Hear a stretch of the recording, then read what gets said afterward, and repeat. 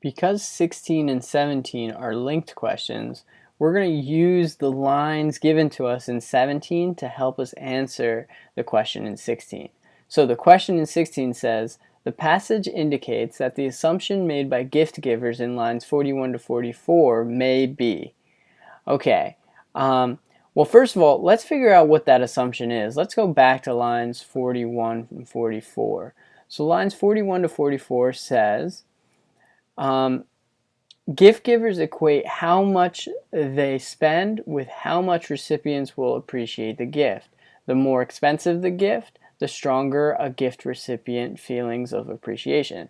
So basically that's saying, like, gift givers think that if they spend more money, the person they give it to will like it more. They're going to appreciate it more. Now, that's the assumption. Now, what does the passage say about that assumption? So let's go to the lines they gave us in 17. We'll start with lines 53 to 55. 53 to 55 says, perhaps givers believe that bigger gifts convey stronger signals of thoughtfulness and consideration. Well, that's the same assumption. That's the same exact assumption that we read before, but it doesn't tell us what the passage's opinion is on that assumption, right? Is that assumption right? Is it wrong? Is it kind of right? That's just restating the same idea. It's not giving us the opinion. So let's go to 55 to 60.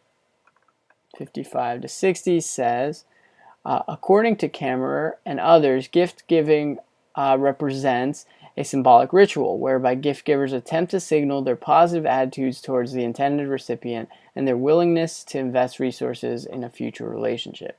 Again, that's a very similar idea. It's saying they're giving gifts to build these bonds between other people.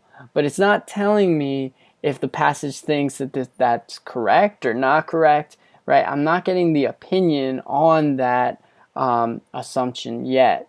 So I don't think it's that one. 63 to 65. 63 to 65 says, as for gift recipients, they may not construe smaller and larger gifts as representing smaller and larger signals of thoughtfulness and consideration. Well, there's your opinion. It's basically saying, yeah, even though people think that if they spend more money, the person receiving it will like it more, this is saying the people receiving it don't see it that way. They don't really care how much you spend, and it's not going to be a direct correlation between the amount you spend and the amount they appreciate it. So I like that one. Let's look at line 75, 78 just to make sure. 75 to 78 says, in theoretical terms, people fail to utilize information about their own preferences and experiences in order to produce more efficient outcomes in their exchange relations. So that's saying why people make these wrong assumptions, but it's not telling me that those assumptions are wrong, right? So slightly different, but I think the best answer choice in 17 is C. So basically, and in that line, it's basically saying people who receive gifts don't think that the amount of money really translates to how much they're going to appreciate it. So that assumption that's being made at the beginning is wrong. So that's why C is your best answer for 16, incorrect.